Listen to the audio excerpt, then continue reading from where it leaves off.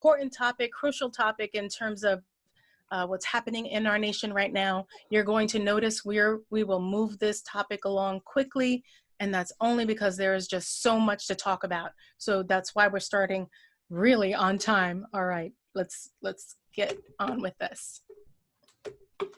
If I could move the slide, we'll get on with it. There we go. So this is NIAPRS, and for those of you who don't know, we are what we call a change agent organization because we focus on improving services, improving public policies, social conditions for people with mental health, substance use, and trauma-related challenges. And we do this by promoting their health, wellness, and recovery so everyone can have full community inclusion and so that everyone can achieve maximum potential in the communities of their choice. We do all this wonderful stuff by advocating, educating, demonstrating, and innovating. And many of you may know this by now, but I welcome you very much to join our Mindfully NIAPRS. It's called Start Your Workday Mindfully, a daily NIAPRS 5-minute retreat with yours truly. And essentially that's every workday where I do a mindfulness exercise, of course at no cost, and to all of you.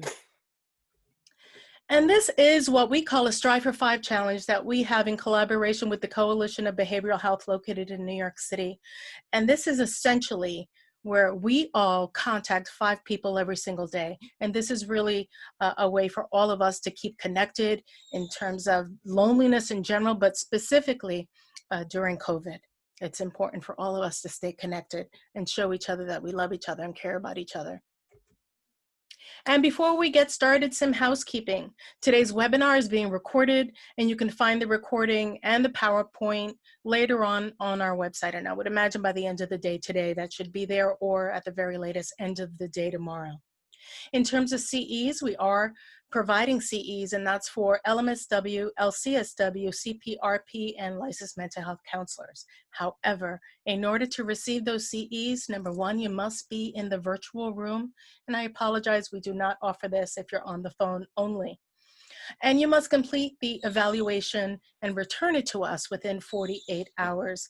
And Zoom will kick out that evaluation to you automatically, to everyone actually on the webinar, because Zoom doesn't know who's going to want a CE. And so within 24 hours, you will get that. And within 48 hours of that, we need that back in order for you to be eligible. Now, NIAPRS will not be able to provide any webinar participant with CEs if we don't receive that evaluation, like I just said. All right, so please keep your phones muted and your cameras turned off. I've got that controlled over here on the Zoom end, but sometimes that just doesn't work. So I want to introduce to you our wonderful facilitators today. Larry Hockwald, he's the NIAPRS Training and Technical Assistance Facilitator for New York City and Long Island, and he's been with us since 2014. As a matter of fact, he started just a few months after I did. He's worked in the mental health field for over 20 years in inpatient services, residential services, and employment.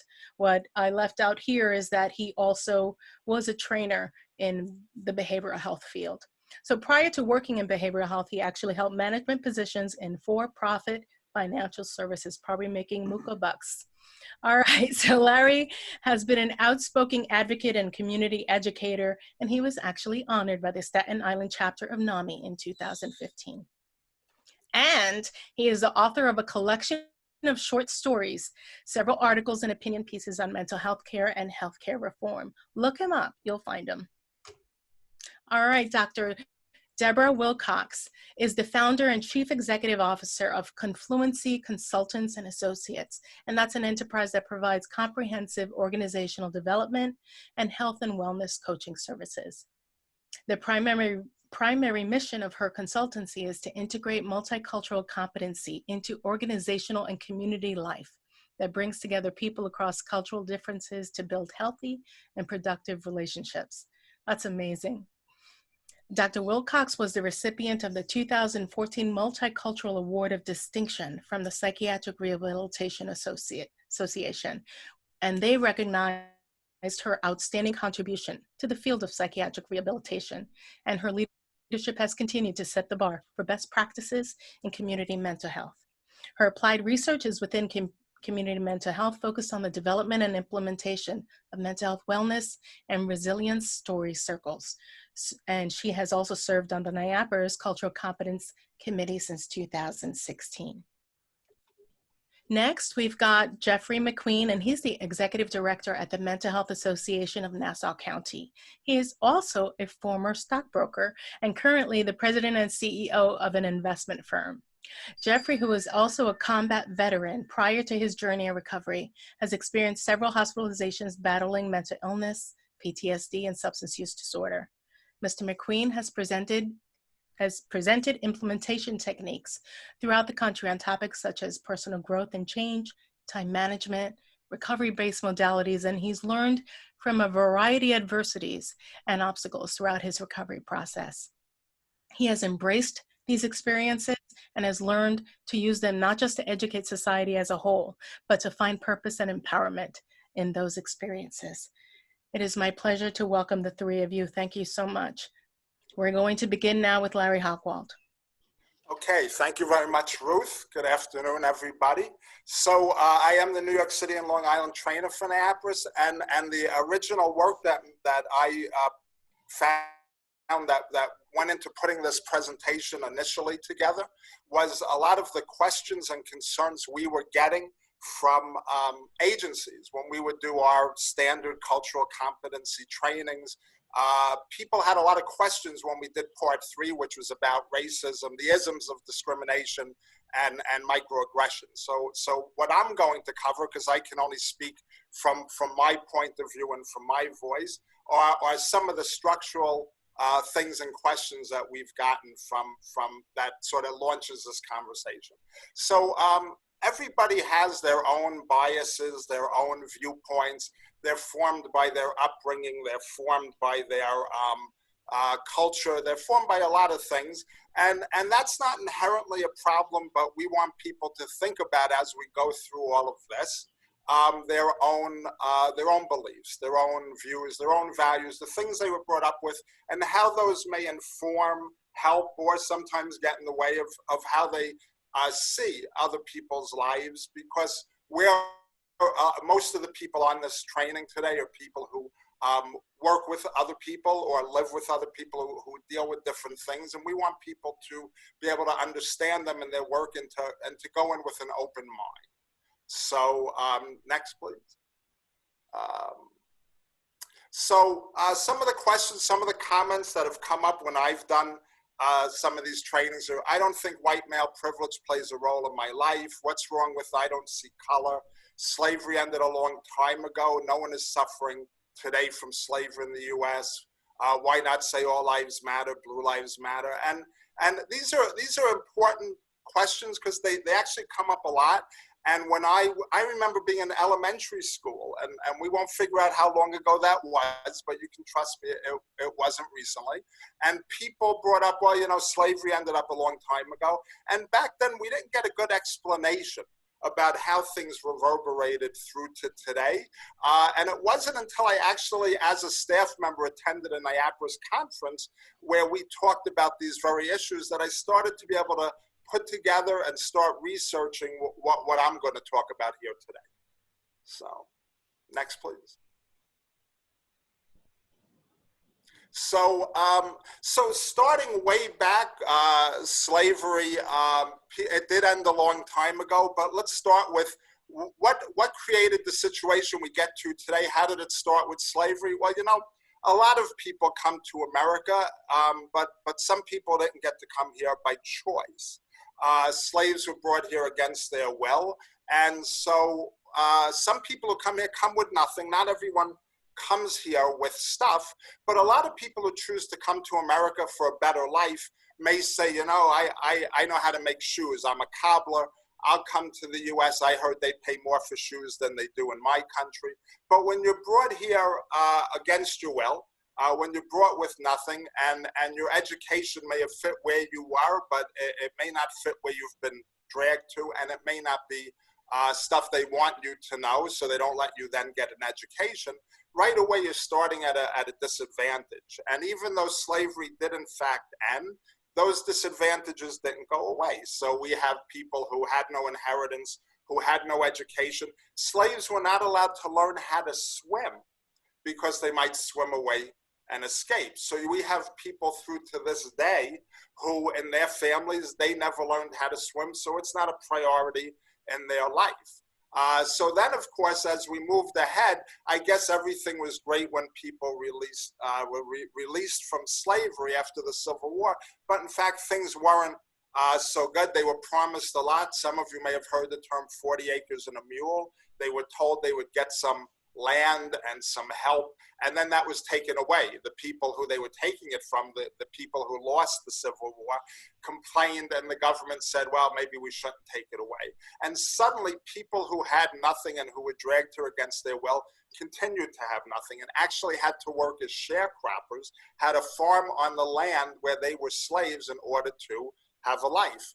Then all the years that went on since then, there were laws in whole parts of this country, like Jim Crow laws, that literally systemically said, you're not going to get treated the way we do. You can't eat where we eat. You can't go where you go.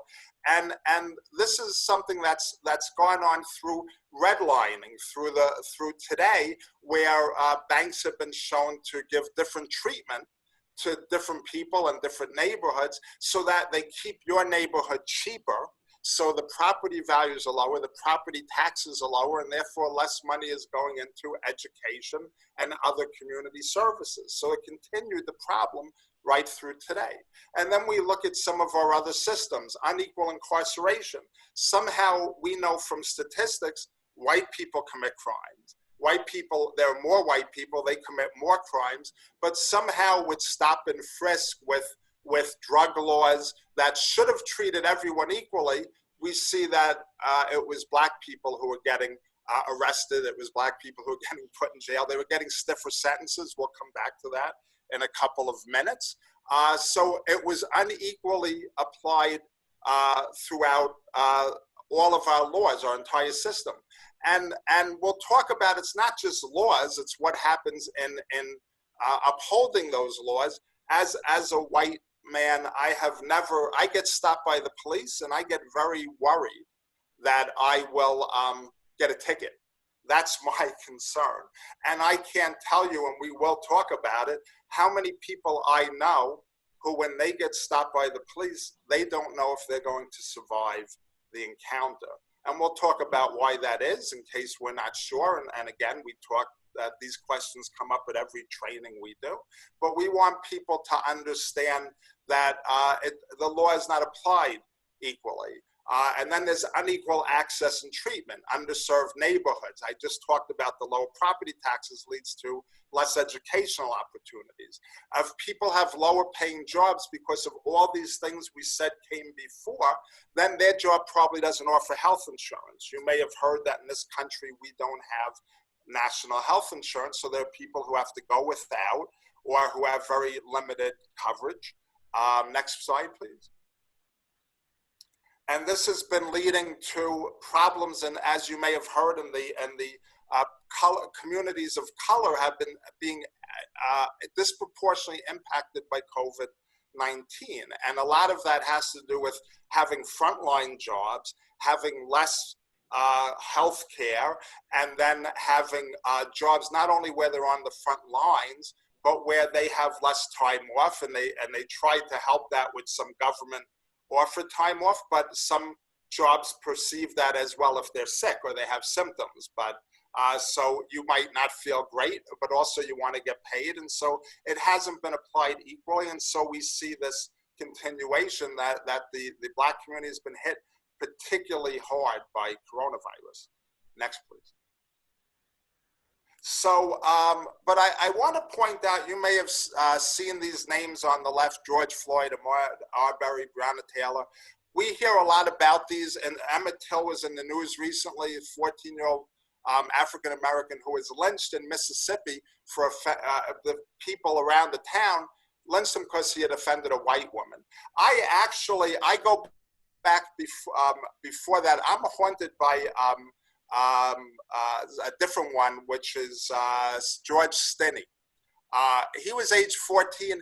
He was railroaded in 1944, I believe, yes, for a crime he clearly didn't commit by an all-white jury. And at 14 years old, he was sentenced to the electric chair.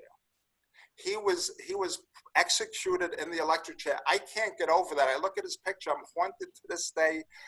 We have Breonna Taylor sleeping in her bed.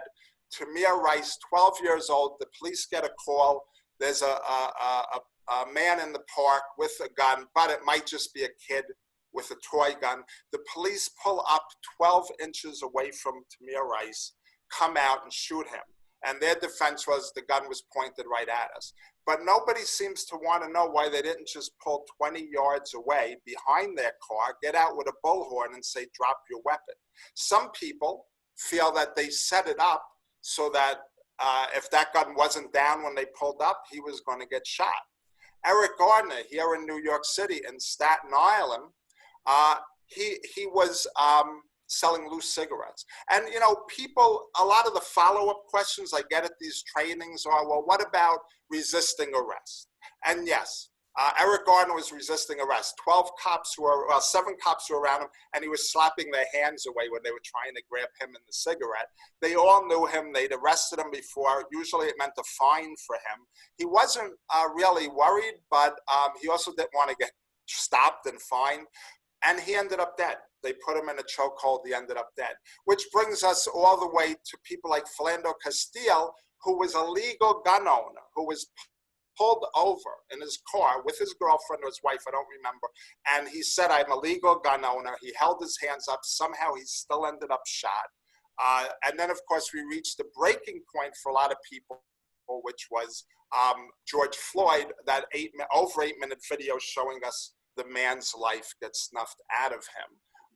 And this is not just these examples. There's more to it than just being able to list all these people. And I didn't list everyone because there's too many people to list. Another one I like to bring up is, unfortunately, bring up is Cornelius Fredericks, 16 years old at a child care facility. It was a residential one for kids with some problems. He threw a piece of bread at another child there, and they put him into a physical restraint. They sat on top of him, just like George Floyd. He said he couldn't breathe. The staff ignored it, and he died at 16 years old in a facility basically to keep him and the other kids safe. These are things that go on too regularly. And then if you try and look at the other side, why don't you give a search sometime? White criminals get lighter sentences. And you'll see all these different cases, including if you type in naked assailants who were killed by the police, in the last 4 years, there were 4 black men, naked, unarmed, not murder suspects, who were killed by the police. I think it was in Minneapolis, I'm not sure, because I couldn't keep all my slides. But whereas one naked white guy with an AR-15 who was up on murder charges, somehow he got wrestled to the ground. Brock Turner, college student, white rapist, the judge said, but he was a good student, he's a good guy, he should get leniency. Whereas how many black people, including George Floyd, do they start pulling up all these different things they did from when they were a kid? Oh, this guy got suspended when he was 14. He was held for shoplifting when he was 16. And so what you start to see is people are just not getting treated the same. If you Google white guys resisting arrest, I mean, search on Facebook, I can't tell you how many videos I've seen of white guys rolling around with the police. Whereas some of these black people are running away from the police and they get shot in the back. Now, you could say, well, they shouldn't have run from the police, but running from the police often for a small crime is not actually punishable by death. Ahmaud Arbery wasn't even the police. It was a couple of white guys who decided he might be a criminal, and we're going to hold him to the police, and if he tries to get away, we will kill him before the police come, as if that's a right of these people. So I want to bring up these cases. I want to have this conversation because it's extremely important that we understand, next slide please, that there's a lot of anger there, that we understand, because I can't know how people feel if I'm not in their situation, and you can look at me and know that I'm not. but I know that I see the unfairness and I would be very angry. And I want people who go to these trainings to be very angry, to understand why people are out in the streets and usually not getting violent, by the way. Some of the violence comes from this anger, and some of the violence happens by other people looking to impugn a riot, a protest, and turn it into a riot. But I want you to think about why all lives matter or blue lives matter, why that gets a lot of pushback. It's not that all lives don't matter. All lives do matter. Police matters. Police lives matter. We're not undercutting the police. We support the police. But we want you to look at it and what they're trying to say. So back in the 80s, when I was a much younger person, we had a big thing about saving the whales.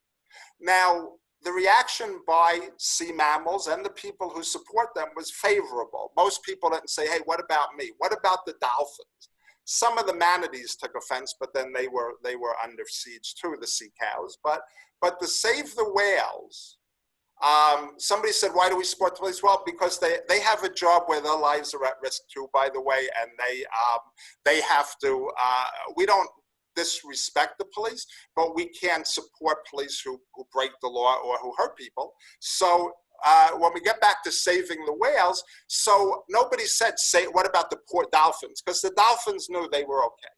It's not about all lives matter or blue lives matter, because what I'm hoping you got out of these last few minutes of conversation is we have to say Black lives matter, because it's very obvious from a historical perspective that I sped through, a systemic perspective that I sped through, and all those individual cases, that we have to say Black lives matter because they are treated like they don't matter. That's why it's said. Nobody acts like murder should be indiscriminate, no lives matter. Nobody thinks cops should be killed. Some people do target the cops, but not as a group. We say Black lives matter because they are treated with all the examples I gave you and hundreds more every week that they don't matter. And that's why we have to say it. Just like it wasn't that we needed to save every sea creature that exists, you need to save the ones that are being targeted, that are being killed. This is what happened. Black lives matter. Next screen, please. Unfortunately, if this were the only thing we had to deal with, racism, that would be horrendous. And yet somehow there's also sexual assault. And that's been intimately linked with sexism, even though it's not only women who are being assaulted, but it is people, women and men, but majority women. And so people say things like, you know, there's much less sexism. We see female executives now, especially in mental health. And they also say, you know, nothing really changed. Me Too is because we're getting too politically correct. These are some of the things we've heard at trainings. Next slide, please. So I'd like to point out, sadly, little has changed. Sexual assault is tremendous. I don't have time to go through all the statistics, but there they are for you, and they will be on the website. Sexual assault against women is an epidemic. Against men is still a real and damaging thing, and against the LGBT community is also an extremely real thing that we need to be aware of. Next slide, please. But here's the thing, so the Me Too movement, this is about finally saying enough is enough. And I want to talk about how these things play out in COVID, but the reason these are, this happening here now is because sexual abuse and sexism have been rampant. Interestingly, for sexism, women make up 51% of the population. They are not a minority, but they are treated like one, as we'll say. But we want to be aware that this sexual violence has been rampant for as long as we have kept records. The difference is, thanks to things like the internet, people are able to organize, and we can now fight back. And I want to look a little bit about how COVID affects these things, so I'm going to move on. So, so where does this all come from? So, you know, it's when we do trauma-informed care, which is another training we do that brings up a lot of questions, we get things like that, you know, how people heal from a trauma is directly relating to their community. That could be the family, the league, how they get treated by the legal community. It could be the whole community. You know, 9/11, Hurricane Sandy, the world supported us. Not so much the case with Black Lives Matter, with Me Too. You get pushback, you get people who say all lives matter, you get people who say Me Too is, you get members of the communities that say this is all overblown. So what we found is what people have done, we just see it. What people have done is they found they can form their own healing communities. And Black Lives Matter and Me Too are communities healing themselves when the community was not so supportive. And something to keep in mind is during COVID-19, next slide, please. This stuff, well, this is sexism, which I also want to point out. Women and men make up almost equal parts of the workforce. But what happens is by the time you get to management, it's a lot more men. And by the time you get to the C-suite, CEO, CFO, COO, 81% of men, 19% of women.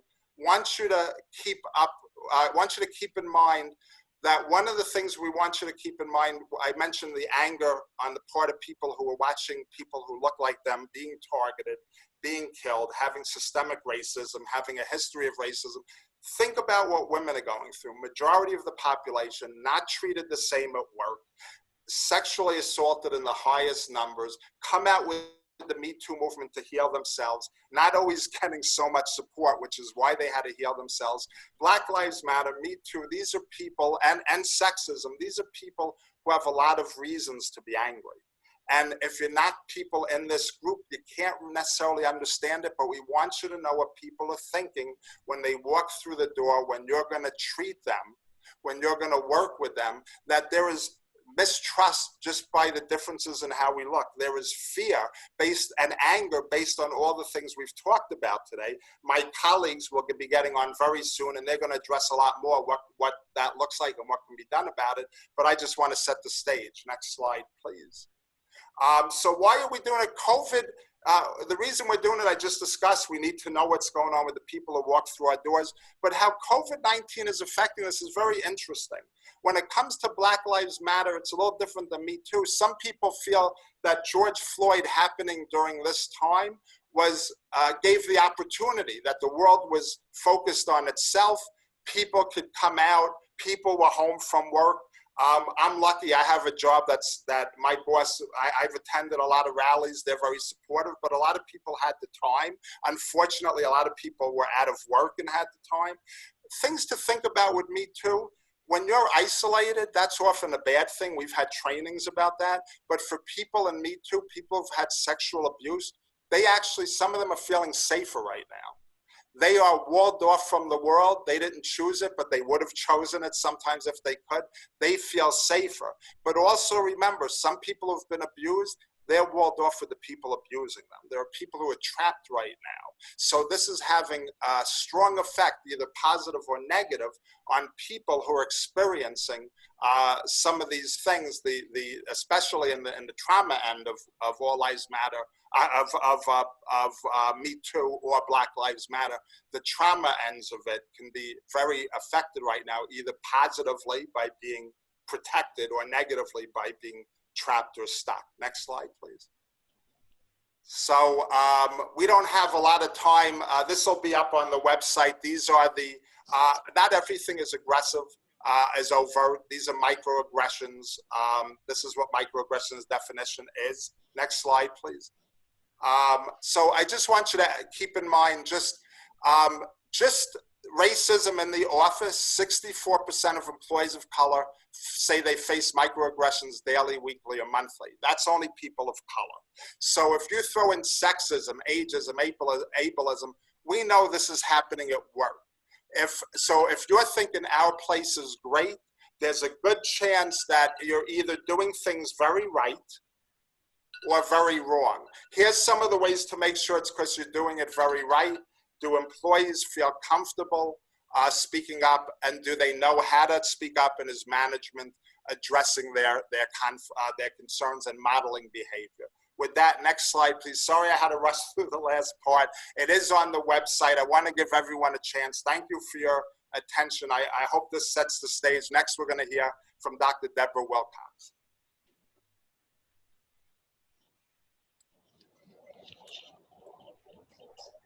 Good afternoon, everyone. It's certainly a pleasure to be a part of this most important, compelling conversation. And you can actually shift the slide, Ruth, that would be helpful. Yes, I want to pick up where Larry has provided us with a systematic overview of what we call structural racism. And we have to, as practitioners and recipients of services, we have to begin to look at the behavioral health system and the healthcare system in a very compelling way, in a very granular way. And we really need to think about how the healthcare system is serving us and how it's also disenfranchising us. So we have to begin to look at things in terms of our own personal behavior, as well as look at things from a structural systemic behavior. So oftentimes that gets confusing, you know, in terms of how individual behavior manifests in a day-to-day relationships, as well as how policies, practices, and procedures manifest in our daily lives as citizens and individuals who are professionals in the healthcare system.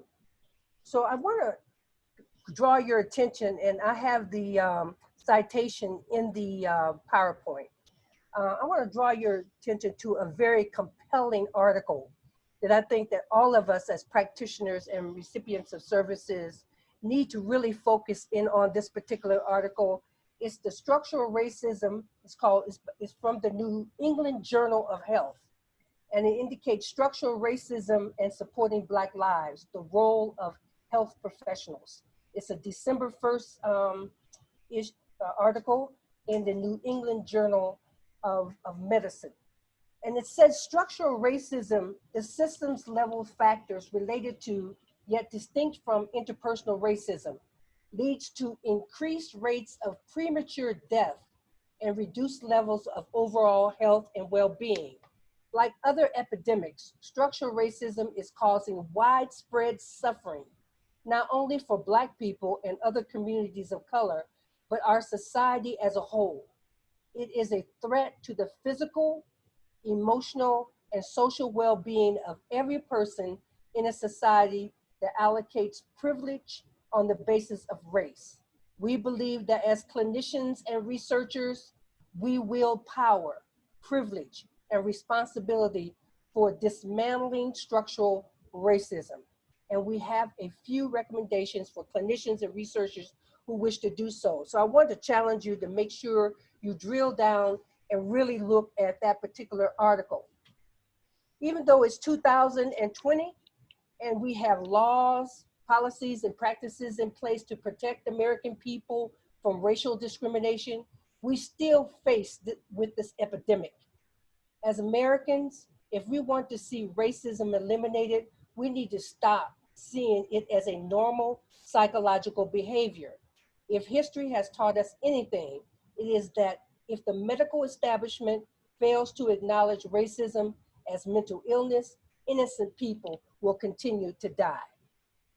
So the question is, why are Black people sicker and why do they die earlier than other racial groups? Many factors are likely to contribute to the increased morbidity and mortality among Black people. It is undeniable, though, that one of those factors is that the care that they receive from providers, Black people simply are not receiving the same quality of health care as their white counterparts receive. And this second-rate health care is shortening their lives. So in the words of Andre Perry, who has a new book out on structural racism that I'd like for all of you to call your attention to. The name of the book is called Know Your Place, Valuing Black Lives and Prosperity in American Cities, where he really drills down on the structural racism that's impacted in American cities every single day. And we really need to understand that structural racism is all about the social determinants of health. We have a broader perspective of health care. As a result of the Affordable Care Act, we begin to start to look at the intersectionality of behavioral health and physical health system and move into what we call the integrative healthcare system. And so what Andre Perry is saying with his research out of the Brookings Institute, there is nothing wrong with Black people that ending racism can't solve. So that moves me into the whole, and you can go ahead and you can keep it on that slide, Ruth. Thank you. No, the next, you can go back to that slide. Thank you. So we talk about cultural competency, we talk about multicultural competency, we may call it cultural congruence, we may call it cultural humility. The language does not matter. What matters is, why do we have I guess you would say, the institutionalization of what we call multicultural competencies in behavioral health care? It's because of issues of oppression and structural oppression that is pervasive in our healthcare system and in our broader society. So I want to really acknowledge at the root of the framing of the multicultural competence has come out of the social justice movement of the mental health movement. The peers have really been on the ground, boots on the ground, saying to the medical community, nothing about us without us. And you know that through NIASPRIS. It's been one of the leading social justice organizations in the country and internationally, as well as the Boston Empowerment Organization. And you have leaders in this movement.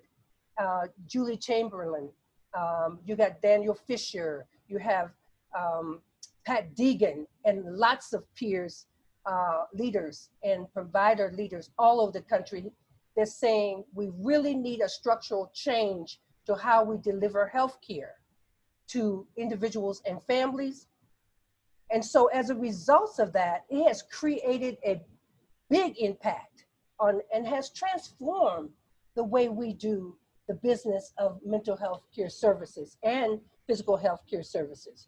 And so I will use the term integrative health care, meaning both practices, because we have been so divided in the United States. Physical health care is traditionally not integrated into mental health, which is a serious disparity. So myself, coming through my doctoral program, I've done a lot of work with the American Counseling Association, American Psychological Association, and I've been in on a lot of discussions before we had what we call the multicultural competencies. And it came out of a committee of dual licensure practitioners, in terms of board licensed psychologists, as well as licensed professional counselors. And the whole discussion was around how come Black people, African Americans, people of color are not staying in services, particularly mental health services. How come they're coming into services and then we never see them again? There was a revolving door process. So after all those discussions, of course, it was about how the system was not meeting their needs, not meeting their cultural needs. So there was lots of research and a lot of discussions about how important it is to be able to understand the role that culture plays in wellness and recovery. So the multicultural competencies begin to flourish for the last 40 years, have flourished in all aspects of behavioral health, from social work to clinical counselors, to psychology, to psychiatry, to psychology, all the way over to primary care, the specialties, and into nursing. And that came out of a committee called a Committee of Non-White Concerns. And then we moved from the fourth force, what we call the multicultural movement. We are currently in the fifth force. And I would say, and that's social justice, because without social justice, there's no ethical best practice. And now we're moving into an equity and inclusion movement to support social justice efforts. Next slide, Ruth, thank you. So in essence, what the multicultural competencies are calling us to do as practitioners and recipients of services is to be aligned with ethical best practice. It's ethical when you are in touch with your own self as a provider of services. The multicultural competencies is not designed for practitioners to impose themselves with this profound cultural knowledge on other people. What it's calling us to do is to go inside ourselves and get on the journey of learning who we are and how we show up with other people that we provide services for. So it's for practitioners to do their recovery and wellness work.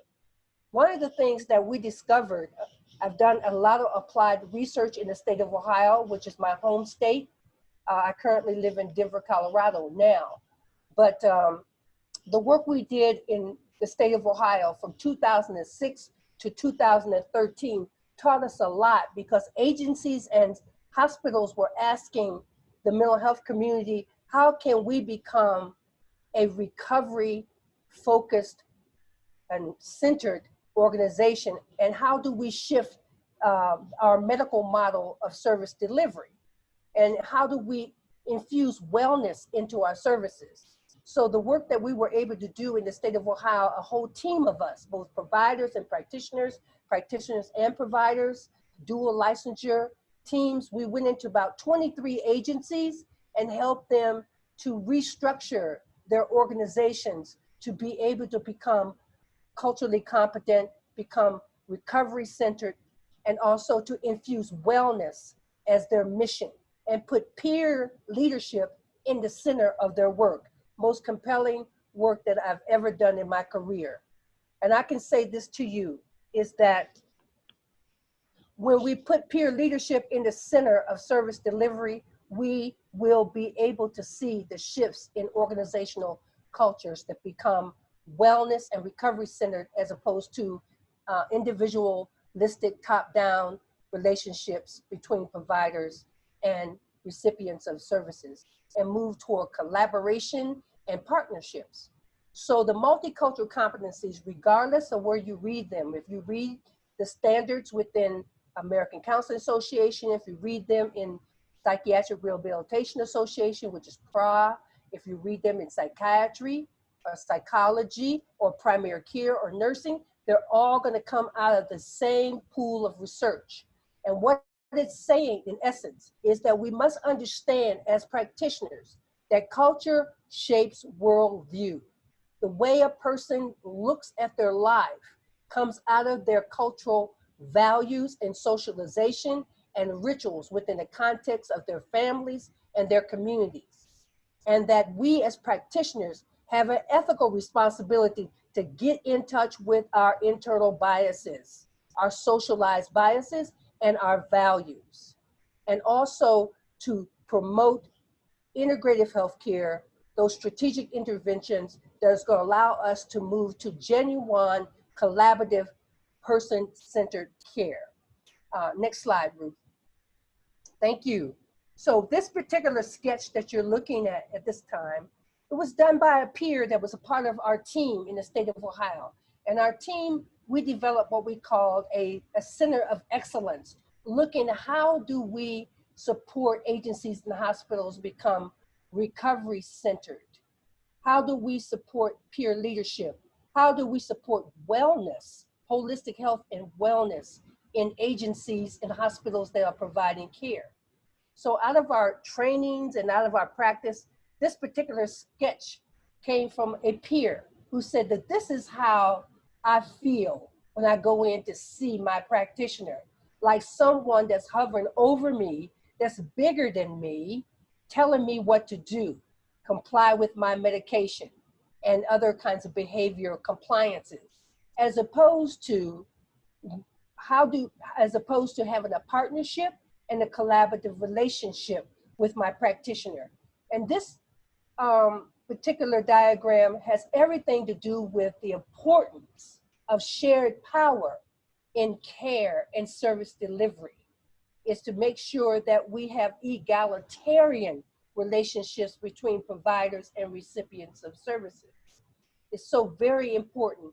One of the operational definitions that I use that you may find helpful in the work that you're doing in your agencies and in your communities is I use the definition of prejudice plus power equals oppression. So prejudice plus power against people of color is racism. Prejudice plus power against women is sexism. Prejudice plus power against persons with a mental health diagnosis is stigmatism. And prejudice plus power against those people who are young or old is also ageism. Prejudice plus power against those persons who have a disability is abilityism. So we know the isms comes out of prejudice, but more importantly, the way it manifests is we have to consider power relationships. We have to make sure that as practitioners and recipients of services that we're responsible with our influence in other people's lives. So the multicultural competencies provides opportunities for peers. And when I use the word peer, I'm just saying that those persons, I'm communicating that those persons with a lived experience and practitioners, those persons who are delivering services, to learn new practice skills. These skills can assist participants in making better choices about their healthcare. It also provides peers with empowerment. It provides peers with leadership, and it also centers peers in becoming responsible for their own healthcare. What we saw in the research that we did in Ohio, and the research is called Wellness Management and Recovery, and was a coordinating center of excellence, is found that when we open the space and allow peers to build collaborative relationships, they were able to move forward and tell their practitioners, you will no longer tell me what to comply with, but we're gonna co-construct my treatment plan. And I want my treatment plan to be a holistic plan. And we use the wellness wheel. Next slide, Ruth.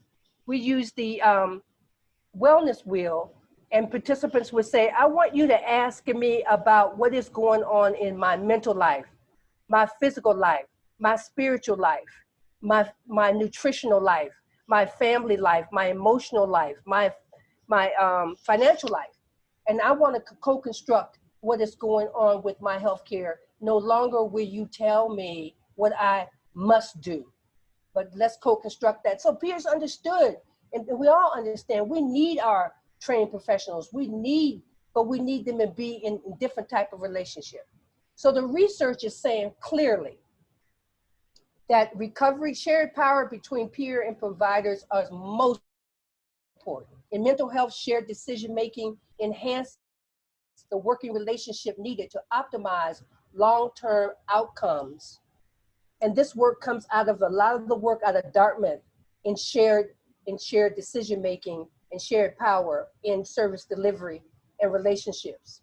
Implementing shared decision-making in routine mental health care offers considerable promise in terms of ethics, quality, informed decisions, patient satisfaction, enhanced ability for self-management, improved adherence, and meaningful outcomes. Now is the time to address these barriers through research on shared decision-making.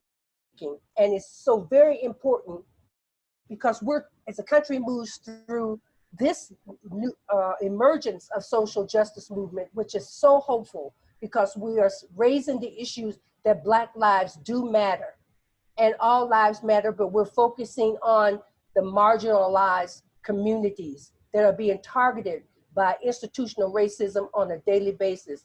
Next slide, Ruth.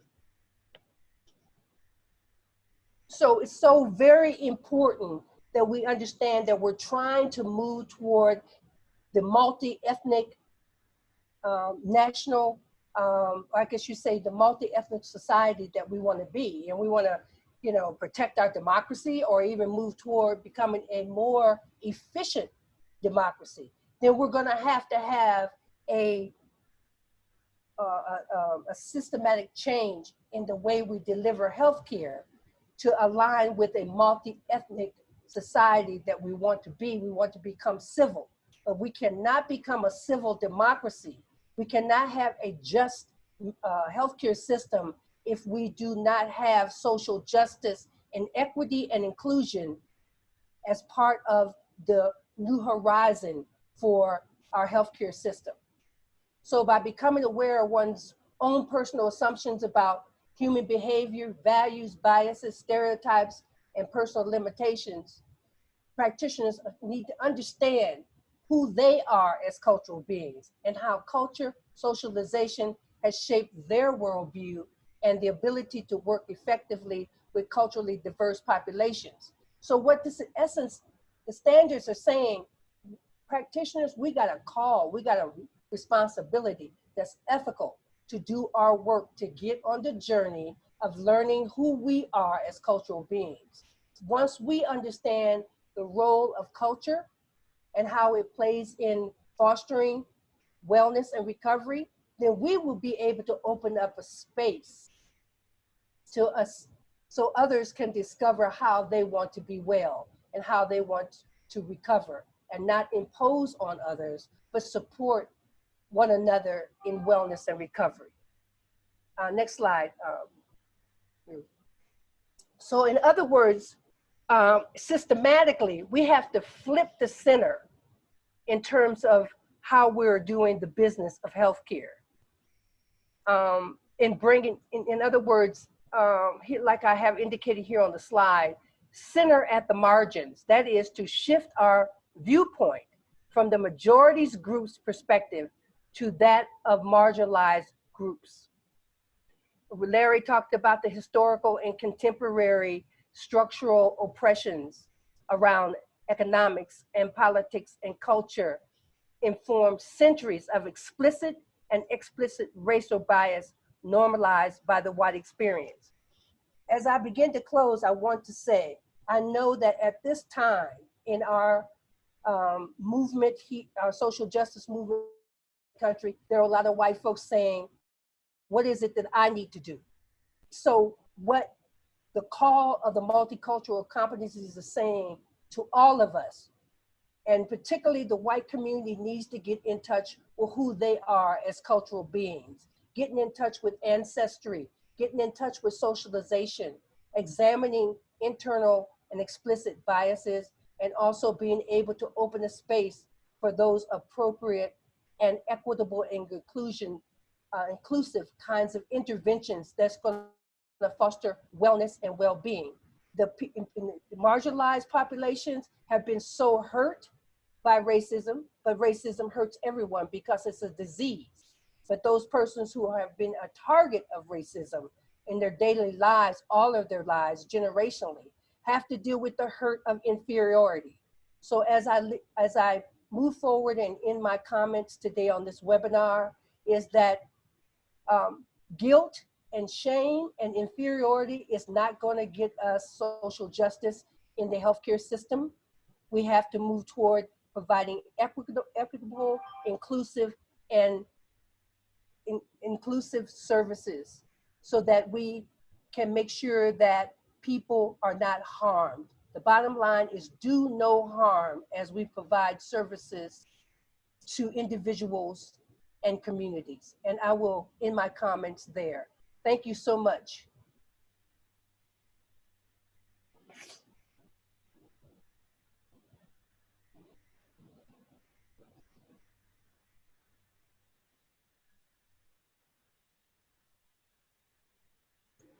And hi, Jeff. Can you hear us? It's your turn. We're eagerly awaiting.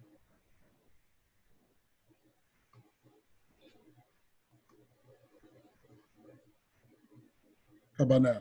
Yeah, great. Thank you. Okay, good deal. I don't know, I turned my camera on and for some reason, I guess I was expecting my mic to follow suit, but that's not what happened. So I think that what you heard so far gives us a real good picture and indication of what this topic is really all about and why it's so necessary and what's happening. within our own communities and what we're dealing with nationally. So I think we're at this point where we need to have a discussion, right? Like I think we need to try to look internally and try to examine how does this cultural humility and this cultural competence take any type of ownership in our own individual lives, and how do we as a community develop this reversible effort to this systemic concern. And I think that we have to begin initially with looking at the history. It's important that we know where we come from in order to make sure that we don't return to that place, right? Failing to understand history means that we're definitely doomed to repeat it. First point, please. So if we allow ourselves to first look at everything that has been said today, and even the things that we can't possibly take the time to look at and go over, we know that our history speaks to not just the racism, but to the inequality of humanity from the beginning of time. At no point have we been able to look at ourselves as a society and say that we dealt with equality and equity, right? That it has not existed. There's always been this uneven tilt of the scales as it pertained to a minority community, as well as to a minority gender, right? Like we've always felt that women were less than, and we've always felt that there was this permanence of a group of people who were less than another group of people. Even when we go back as far as looking at the way Blacks treated other Blacks, right? When we talk about the times in Egypt and so forth, there's always been this need to be able to set apart people from another group of people and gender separate from other groups and class of gender. Next slide. So this has created a societal norm. This is the conditioning of a people. This is what we have created for ourselves, so that now when we look into our own particular time and our children are growing up, it's just a societal norm. It's a conditioning that we see and that most people even expect, right? Most people would expect for a certain race to go after a job, or a certain gender to go after a job and be more prevalent to get and obtain that position than another race or another gender. Even with when it comes to education, when it comes to sports, when it comes to any facet of life, we've already identified that there is a class or gender or race that will excel in that particular thing than another. The level of identifying any sense of equity or equality doesn't exist in those realms. We've already been conditioned to expect things not to be equal or not to be fair. Next slide.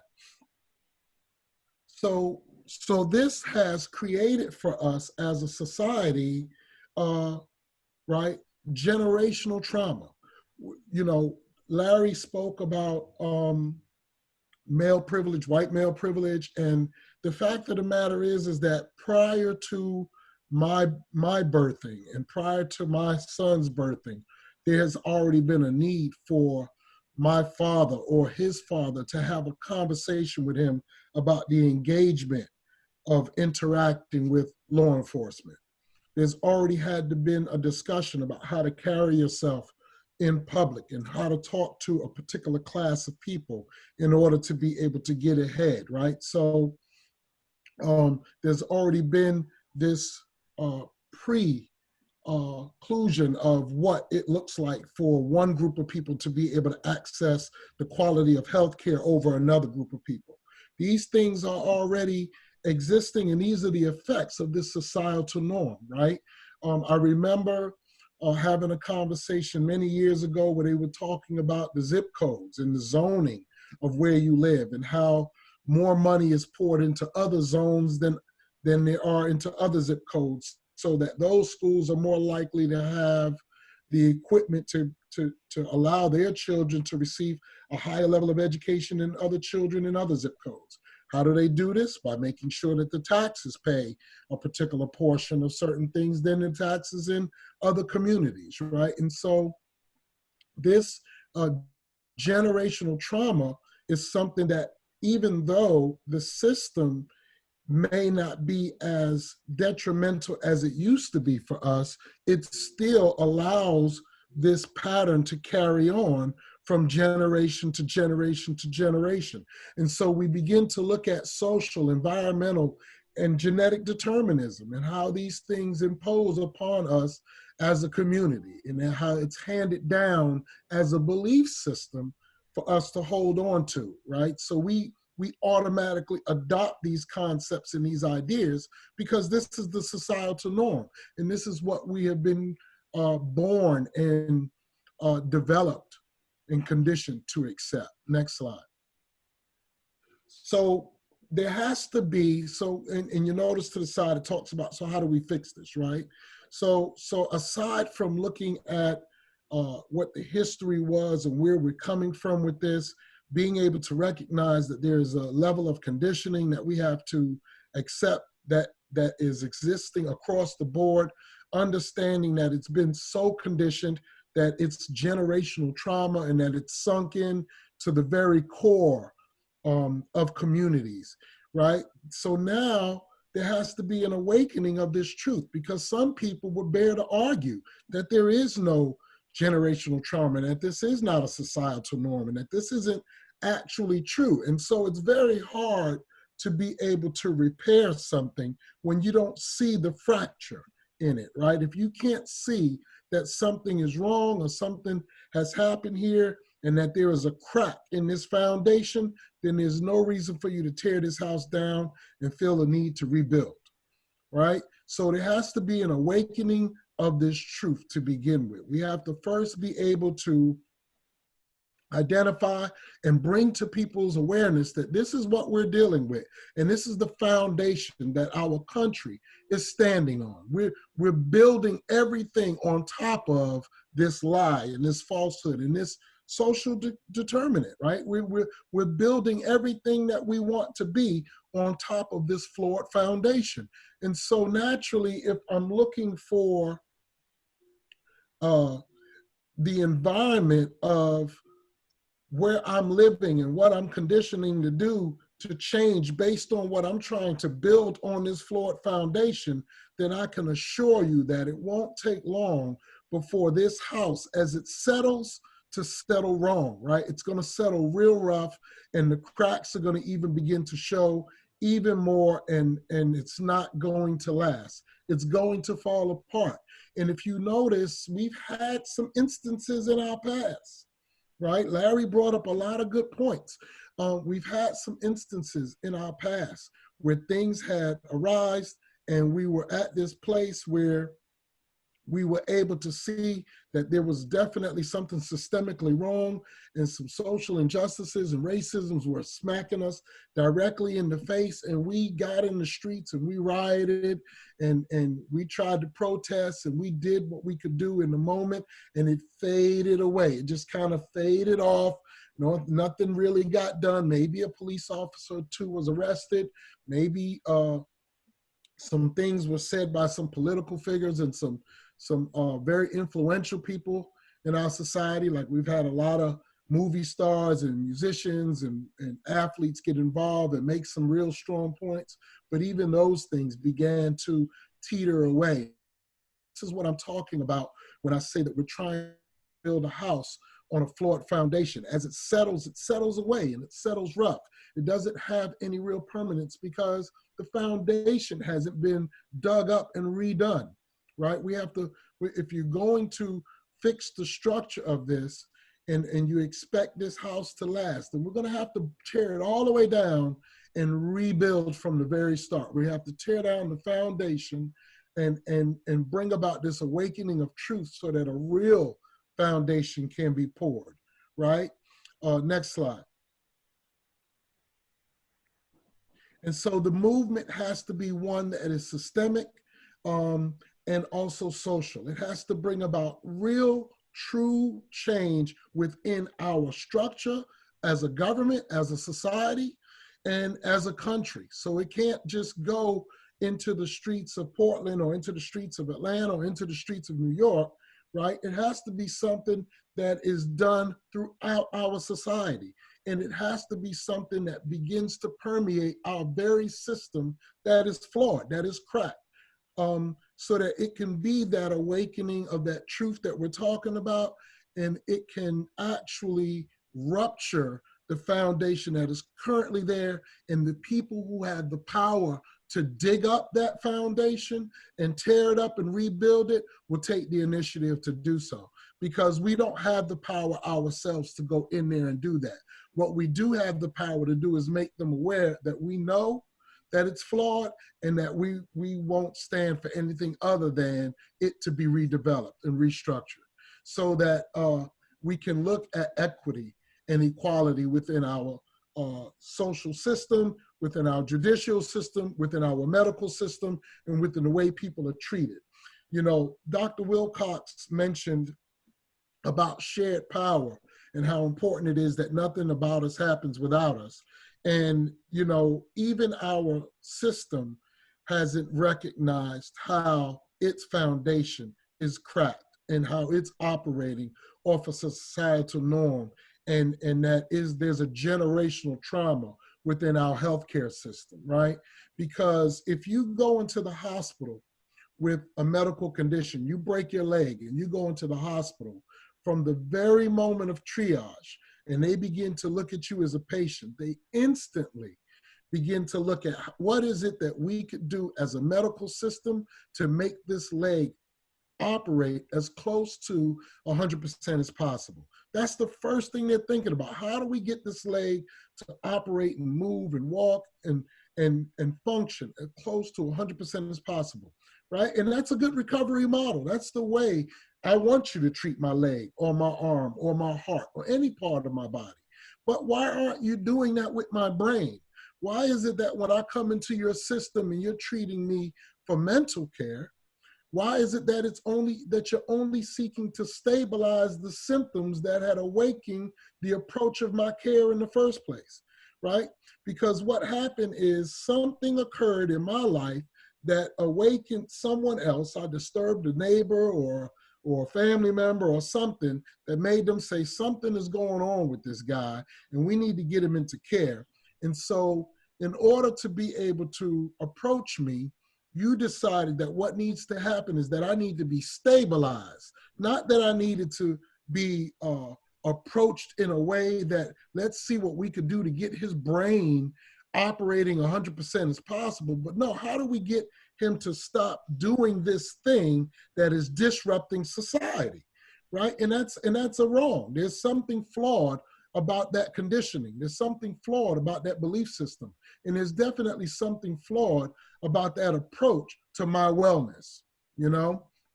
And so if you're only seeking to stabilize, then the chances of me having any real hope and journey of recovery doesn't rely or does not lie within that system. That system isn't seeking to get me to have any sense of normalcy or recovery. It's only seeking to make sure that what's happening with me and the way this trauma is exemplifying itself in my life doesn't continue to spill out on society.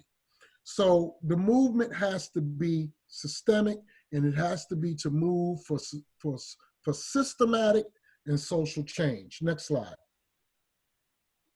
So we do this, first of all, by breaking the stigma and the conditioning, and this has to be through training. People have to understand, first of all, what this truth is, and then they need to be trained in how to unlearn their truth, because what they believe is what they believe, and we know that perception is reality for all of us. So we have to awaken this change in this belief system, and we can do that through training, right?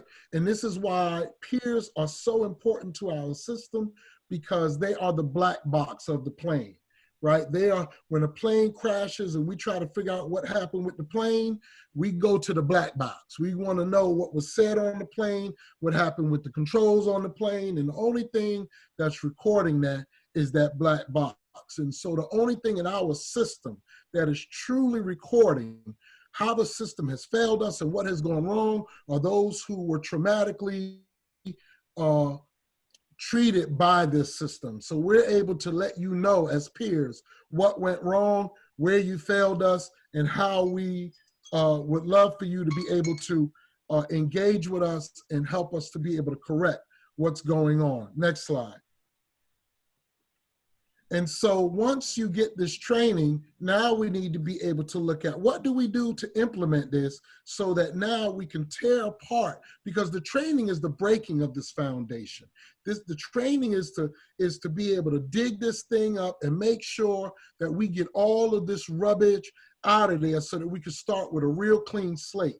And the implementation of these new practices and new belief system is the pouring of a clean slate.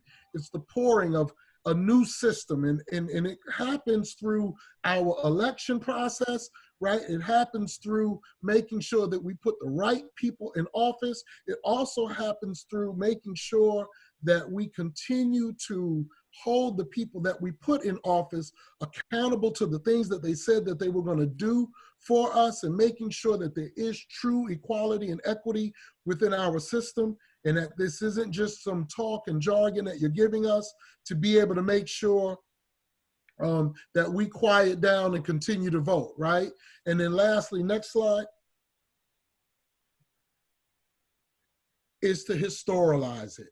We have to change what history looks like, right? Now, we can't change what history was, but as time begins to move forward, today will become tomorrow's history.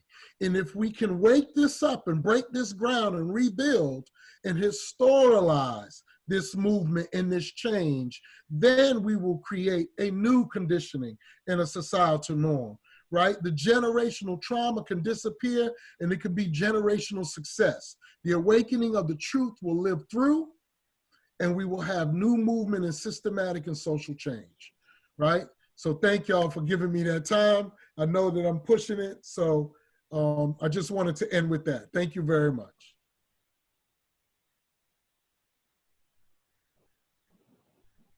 I can't hear you, Ruth. You're muted.